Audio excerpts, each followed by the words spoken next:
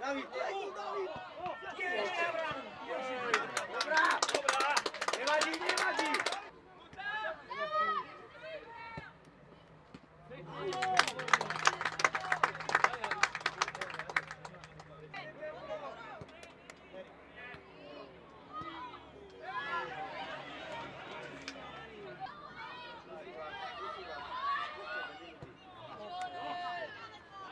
Nevadí, čas!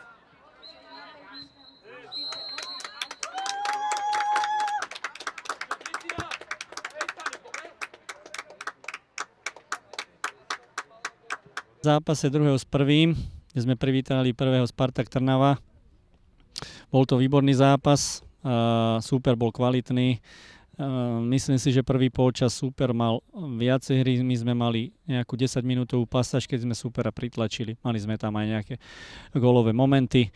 V druhom polčase tá hra viac menej sa prelievala z jednej strany na druhú, aj keď musím priznať, že Trnavčania mali viacej gólových príležitostí, ktoré sa im našťastie nepodarili premeniť.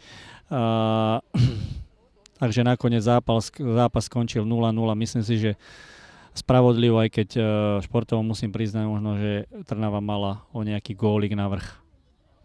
Takže ja som s výkonom a s prístupom chlapcov spokojný.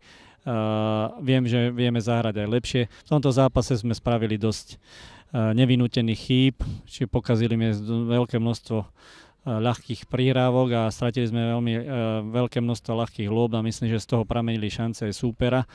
Takže na to sa musíme zamerať a v budúcnosti sa v tých ďalších zápasoch tohto vyvarovať.